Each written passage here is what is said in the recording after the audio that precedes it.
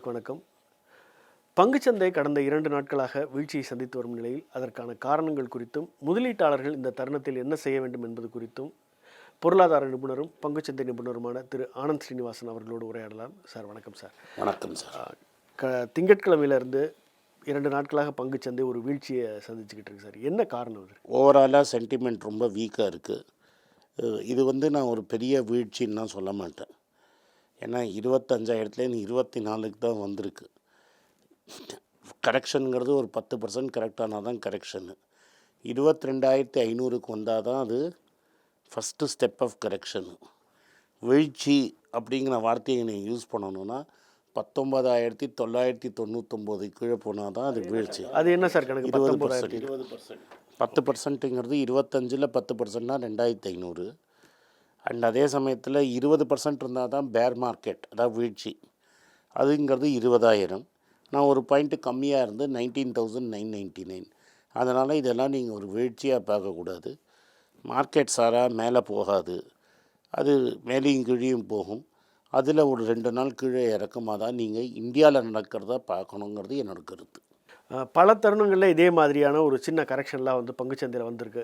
இருந்தபோதும் நேற்று பங்குச்சந்தை வீழ்ச்சி அடையும் போது பல பங்குச்சந்தை நிபுணர்கள் இது ஒரு வீழ்ச்சி அப்படின்னு சொல்ல ஆரம்பித்தாங்க. அமெரிக்காவோட நடந்த விஷயங்களெல்லாம் வச்சுட்டு. அதுக்கு என்ன காரணம் சார்? நீங்கள் உலகத்தில் 3-4 காரியம் நடந்துகிட்ருக்கு. இந்தியாவில் நடக்கிறது வேறு, உலகத்தில் என்ன நடக்கிறதுங்கிறத முதல்ல பார்த்துருவோம். அமெரிக்காவில் 20 வருஷமாக வட்டி சைஃபரில் இருந்தது. ஒரு 1.5-2 வருஷமாக இன்ட்ரெஸ்ட் ரேட்டை ஏற்றி 5ல் வச்சுருக்காங்க. ஒரு வருஷமாக அது 5.25 5.5 வரைக்கும் இருக்குது. இன்றைக்கி கவுந்துராதா, இன்றைக்கி குறைக்க மாட்டாங்களா, நாளைக்கு குறைச்சிட மாட்டாங்களா வட்டி விகிதத்தைன்னு ரொம்ப நாளாக பேசிகிட்டு இருக்காங்க. அதனால் அன்எம்ப்ளாய்மெண்ட் நம்பர், அதாவது வேலை தேடி வேலை கிடைக்காமல் இருந்தது 3.6% இருந்தது. 4.3 ஆச்சு. 2 வருஷத்தில் முதல் வாட்டி அது 4.3 ஆனோடனே எல்லாருக்கும் வேலை வாய்ப்பு போயிடுச்சு, நம்ம அமெரிக்காவில் ரிசெஷன் வந்துடுச்சு அப்படின்னு அனௌன்ஸ் பண்ணாங்க. அமெரிக்காவில் ரிசெஷன் வரதுக்கு வாய்ப்பு இல்லை. ஏன்னா second quarter growth, that is அவங்க ஜான்வரி டு டிசம்பர் தான் மெஷர் பண்ணுவாங்க. ஸோ முதல் குவார்ட்டரில் 1%க்கு மேலே க்ரோத்து, 2வது குவார்ட்டரில் 2.8% க்ரோத்துன்னு அஃபிஷியல் நம்பரே சொல்லிட்டாங்க. ஸோ க்ரோத் இல்லைன்னா இதுதான் முதல் க்ரோத்து, நெகட்டிவ் க்ரோத்து. 2 வாட்டி நெகட்டிவ் க்ரோத் வந்தால் தான் ரெசிஷன், பொருளாதாரம். அதனால் பொருளாதாரம் மந்த நிலையில் இருக்குதுன்னு சொல்கிறது இல்லை. ஆனால் மார்க்கெட்டில் என்ன ரியாக்ஷன்னா, 2 வருஷமாக எதிர்பார்த்தோன்னே மார்க்கெட்டில் எல்லாம் நின்று போயிடுச்சு, மெக்கானிக் கடைக்கு போயிடுச்சு, வீழ்ச்சி வந்துடுச்சு அப்படின்னு நினச்சி மார்க்கெட்டில் அடிக்க ஆரம்பித்தாங்க. இது முதல்ல அமெரிக்காவில் நடக்குது. இது என்னைக்கு நடக்க ஆரம்பிச்சது? இது வெள்ளிக்கிழமையிலேருந்து இந்த ப்ராப்ளம். நல்ல ரியாக்ஷன். அதே சமயத்தில் அந்த சைடு ஆஃப் தி பெசிஃபிக்கில் இதில் நம்ம ஜப்பானில் ஒரு பெரிய ப்ராப்ளம். ஜப்பானில் எப்படின்னா 1987லேருந்து 40 வருஷம் கழிச்சு இப்போ தான் ஜப்பனீஸ் மார்க்கெட் மூச்சு விட்ருக்குது. அங்கே விலைவாசியே ஏறலை. 40 வருஷமாக சம்பளம் ஏறலை, விலைவாசி ஏறலை. ஜப்பான் ஒரு தனி தீவாக இருந்திருக்கு. இப்போ தான் கடைசியாக வெளில வர மாதிரி வர ஆரம்பிச்சது ஜப்பான். இத்தனை நாள் 0% இன்ட்ரெஸ்ட் ரேட்டில் இருந்ததை ஒரு 6 வாரத்துக்கு முன்னாடி 0.1 அப்படின்னு ஆக்கினாங்க.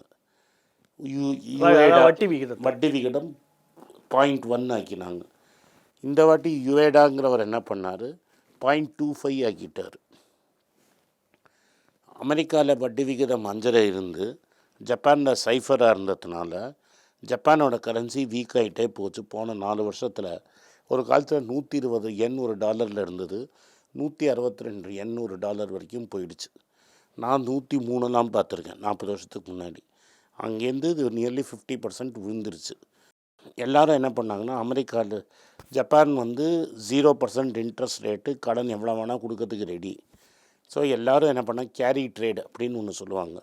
அந்த கேரி ட்ரேட் என்னென்னா, எண்ணில் கடன் வாங்குவாங்க, எண்ணில் கடன் வாங்கி டாலராக மாற்றுவாங்க, டாலர் அசட்டில் போய் இன்வெஸ்ட் பண்ணி பணம் சம்பாதிப்பாங்க. எப்படி எண்ணு சீப்பாகிட்டே போகும், அதனால் எப்போ வேணால் அந்த அசட்டை விற்றுட்டு என் கடன் அடைச்சிக்கலாம் அப்படிங்கிறது தான் கேரி ட்ரேடு. ஆனால் இதை வாரன் பஃபெட் கூட பண்ணியிருக்கார். ஆனால் பஃபெட் புத்திசாலின்னா ஜப்பானில் தான் பணத்தை வாங்கி ஜப்பான்லேயே இன்வெஸ்ட் பண்ணியிருக்காங்க. இவங்க பணத்தை வாங்கி உலகம் ஃபுல்லாக இன்வெஸ்ட் பண்ணுவாங்க. இப்போ என்ன இதை பண்ணுறவங்க யார் சார்? எல்லா ஹெட்ஜ் ஃபண்ட் ட்ரேடர்ஸு எல்லோரும் பண்ணுவாங்க. என்ன ஆயிடுச்சுன்னா அது 0.25 இன்ட்ரெஸ்ட் ரேட் ஆனோன்னா ஜப்பானோட அமெரிக்காலேயும் இன்ட்ரெஸ்ட் ரேட் குறையும்னு ஆயிடுச்சு. ஏன்னா இந்த ஜாப் ரிப்போர்ட்னால குறைப்பாங்கன்னு ஆயிடுச்சு. ஸோ 5.5யும் 0வும் இருந்த ரேட்டு 5ம் 0.25னா குறைஞ்சிருச்சு. இது இன்னும் கண்டினியூஸாக குறையும்னு ஒரு பயத்தில் எல்லோரும் என்ன பண்ணாங்கன்னா அந்த எல்லா அசட்டையும் விற்று கடன் அடைக்கிறதுக்கு திரும்பி பணம் ஜப்பானுக்குள்ளே வந்தது. ஸோ இவங்க எல்லாருமே வெளிநாட்டு முதலீட்டாளர் விற்றுக்கிட்டே இருக்கிறோம். விற்று பணத்தை என்ன மாற்றி கடனை அடைக்கிறதுக்கு ரெடி ஆகிட்டு இருக்கிறோம். இதுதான் கேரி ட்ரேட் அன்வைண்டிங் சொல்கிறது. இன்னொரு சைடில் ஈரானில் வந்து 2 ஹமாஸ் தலைவரை கொண்டுட்டாங்க. இதனாலேயே ஹெவியாக ஈரான் எப்போ வேணால் இஸ்ரேலை தாக்கும் அப்படிங்கிறதுனால அமெரிக்கன் வார்ஷிப்லாம் அந்த ஏரியாவில் அங்கே போர் எச்சரிக்கையும் இருக்குது.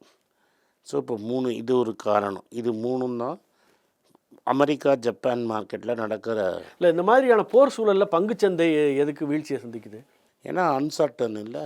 கச்சா எண்ணெய் வரல, இலை ஏறிடுச்சுன்னா பிஸ்னஸே நடக்காது. பிஸ்னஸோட விலை தான் பங்குச்சந்தை. இன்றைக்கி $70 இருக்கிற கச்சா எண்ணெய் $140 ஆகிடுச்சுன்னா ஸோ பிஸ்னஸ்லாம் நாட் வேல்யூபிள், கீழே விழும். இதுதான் நடந்துகிட்ருக்கு. இந்தியாவில் என்ன ப்ராப்ளம் அப்படின்னு பார்த்தீங்கன்னா அது ஒரு லாங் டேர்ம் ப்ராப்ளம்.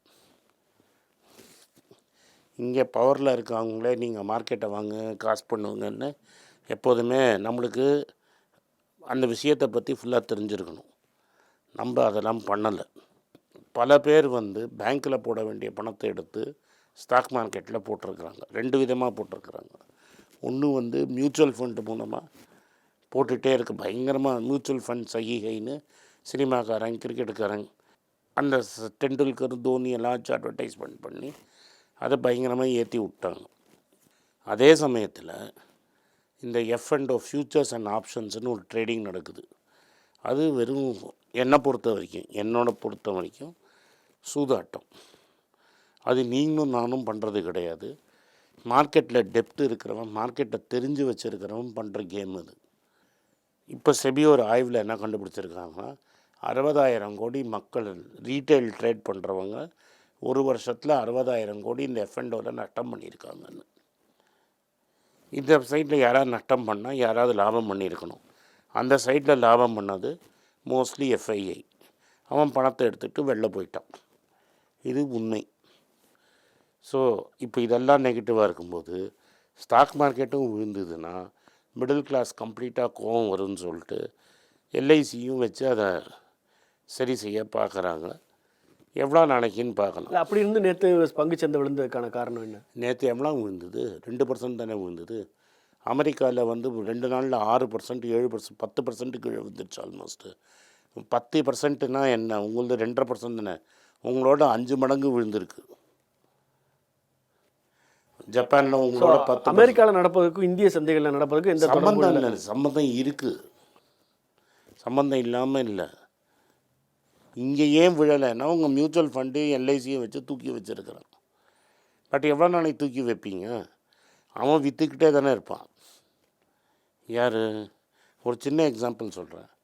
இத்தனை நாள் வரைக்கும் இந்த ஹெச்டிஎஃப்சி பேங்க் மர்ஜ் ஆகிற வரைக்கும் ஹெச்டிஎஃப்சி பேங்க்கில் 74% ஸ்டாக்கு எப்போதுமே வெளிநாட்டு முதலீட்டாளர்கிட்ட தான் இருக்கும். நம்மளுக்கு வெளிநாட்டு முதலீட்டாளர் இந்தியாவில் ஸ்டாக்கே வாங்க முடியாது ஹெச்டிஎஃப்சி பேங்க்கே. ஏன்னா 74 தான் மேக்ஸிமம் லிமிட்டு. அது எப்போதும் ஃபுல்லாக இருக்கும். யாராவது விற்றா தான் யாராவது வாங்க முடியும்.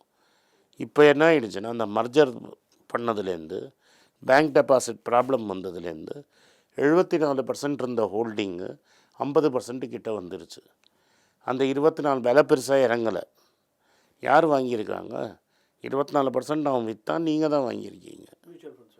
மியூச்சுவல் ஃபண்டு எல்ஐசி வாங்கியிருக்கிறான். சிறிய முதலீட்டாளர்கள் என்ன பண்ணணும் சார்? சந்தையில் போய் இப்போ என்ன கேட்குறீங்களா? நான் பெரிய எக்ஸ்பர்ட்லாம் கிடையாது. பட் எனக்கு தெரிஞ்ச எனக்கு அறிவுக்கு எட்டினது என்னென்னா ஸ்மால் கேப் மிட் கேப் பக்கம் போகவே கூடாது. சிறு கம்பெனி பெரிய கம்பெனிக்குள்ளே போகக்கூடாது. வாங்கிறது இந்தியாவோட டாப் 100 கம்பெனிஸாக இருக்கணும். அதுலேயே உங்களுக்கு தெரிஞ்ச ஒரு நிதி ஆலோசகரை வச்சு எது சீப்பாக இருக்குது அப்படின்னு அவன் கணக்கு போட்டு சொல்கிறத 1 2 நீங்கள் வாங்கணும். நீங்கள் சொல்கிறத நான் எப்படி புரிஞ்சுக்கிறேன் அப்படின்னா, சந்தைகள் விழ ஆரம்பிக்கும் போது ஒரு பெரிய ஆசையில் வேறு இடத்துல இருக்க முதலீடுகளெல்லாம் எடுத்து இதில் பண்ணக்கூடாதுங்கிறீங்க. ஆனால் கையிலேயே ஒரு பெரிய அளவு பணம் வச்சுருக்கவர் என்ன பண்ணுறது? என்னை பொறுத்த வரைக்கும் இப்போ தங்கத்தில் வாங்கலாம். ஏன்னா அமெரிக்காவில் வட்டி ரேட்டு குறையறச்ச டாலரோட மதிப்பு குறையும். டாலரோட மதிப்பு குறையறச்ச தங்கத்தின் விலை ஏறும். இப்போ தங்கம் விலை இறங்கினது ஆர்டிஃபிஷியல் ஃபால். ஏன்னா அம்மையார் 9% டியூட்டியை குறைச்சாங்க. இன்னும் 6% தான் டியூட்டி இருக்குது. இன்னொரு 200-300 ரூபாய்க்கு மேலே விழாது. தங்கம் வேல்யூ ஏறும். நேற்று தங்கம் 70 ரூபாய் இறங்கினதுக்கு காரணம் என்னென்னா, அமெரிக்காவில் எல்லா இடத்துலையும் நஷ்டம் ஆகிட்டு இருக்கும்போது எங்கேயாவது ப்ராஃபிட் இருக்கிற ஒரு அசட்டை விற்று மற்றதை கவர் பண்ணுங்கிறதுனால தங்கத்தை விற்றாங்களே தவிர தங்கம் சேஃபான அசட்.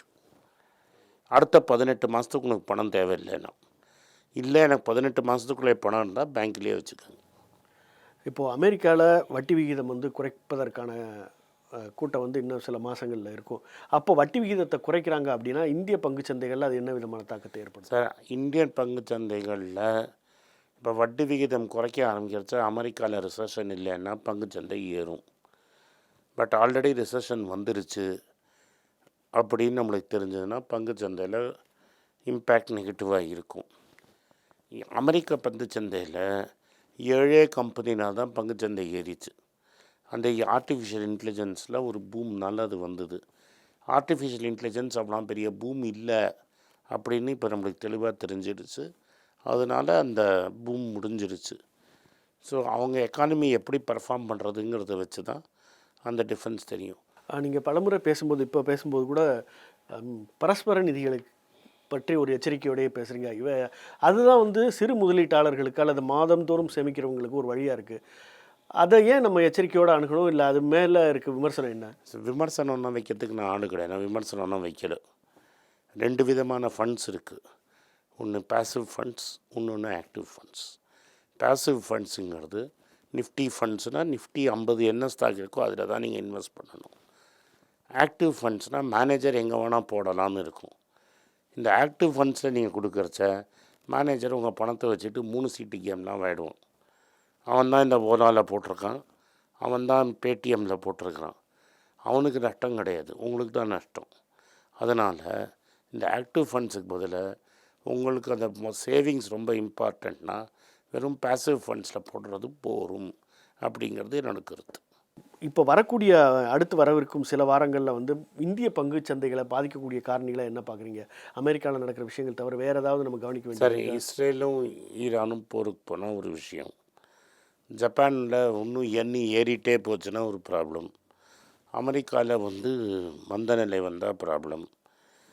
இங்கே நம்ம மக்கள் என்றைக்கு முழிச்சுக்கிறாங்களோ அன்றைக்கி ப்ராப்ளம்.